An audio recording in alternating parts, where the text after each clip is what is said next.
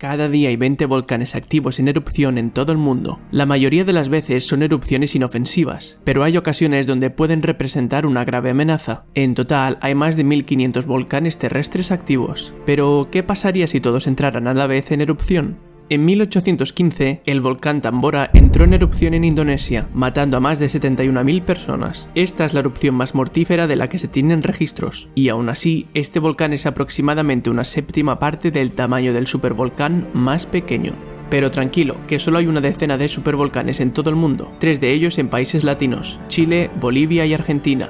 La última erupción de un supervolcán se produjo hace 26.500 años en Nueva Zelanda, cubriendo la mayor parte de su isla con una capa gruesa de ceniza. El aspecto más peligroso de los volcanes en general son los mortales flujos de ceniza, roca y agua que se mueven a cientos de kilómetros por hora y a más de 1000 grados, arrasando las áreas cercanas. Pero no todos los volcanes entrarían en erupción tan poderosamente. Algunos volcanes expulsarían al aire columnas de ceniza de miles de kilómetros, cubriendo la Tierra con una gruesa capa de ceniza. Debido a que la ceniza volcánica es en realidad pequeñas partículas de roca, sería muy pesada. Si cayera suficiente ceniza en el techo, tu casa se derrumbaría. Durante los próximos 6 meses, gran parte de esa ceniza volcánica permanecería en la estratosfera, bloqueando la luz solar y causando que las temperaturas globales se disminuyan hasta en 15 grados. De hecho, solo la pequeña erupción del Tambora provocó en Europa el conocido año sin verano, que resultó en una grave escasez de alimentos. Otro problema de no recibir luz solar es que la fotosíntesis sería imposible para las plantas. Cuando las plantas se muriesen, cientos de especies herbívoras desaparecerían, y en consecuencia los carnívoros se verían también perjudicados. Pero además de ceniza, los volcanes también arrojan gases tóxicos, como el dióxido de azufre, a la atmósfera. Así que después de unos años, justo después de que el invierno volcánico finalmente terminase, esos gases comenzarían a caer del cielo en forma de lluvia ácida.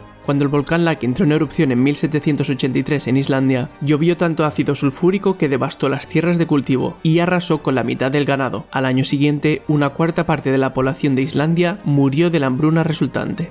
Después de todo eso, solo habría unos pocos lugares en la Tierra que, aunque todavía sufrirían de frío, lluvia ácida y hambruna, al menos estarían libres de las propias explosiones. Si sobreviviste a eso, incluso a las explosiones volcánicas, y no moriste por respirar ceniza, tu destino podrían ser islas como las Galápagos, en Ecuador o incluso Hawái, que a pesar de ser islas volcánicas, sus volcanes liberan lentamente flujos de lava en lugar de explotar violentamente. Pero toda esta hipótesis descrita es la versión optimista, ya que no hemos incluido a los volcanes submarinos, los cuales representan el 75% de los volcanes en total. Estos provocarían que el agua se volviera ácida. En ese entorno, la vida marina sufriría enormes pérdidas. Toda la cadena alimenticia quedaría devastada por completo. Además, un volcán en erupción puede desencadenar tsunamis, inundaciones repentinas, terremotos, flujos de lodo y desprendimientos de rocas. Por otra parte, el sonido de un volcán en erupción puede ser explosivo y retumbante. Las fuertes rupturas viajan a cientos de kilómetros y pueden causar mucho daño, incluyendo la pérdida de audición y cristales rotos. Pero detrás de esta catástrofe mundial, la realidad es que es totalmente improbable que esto suceda,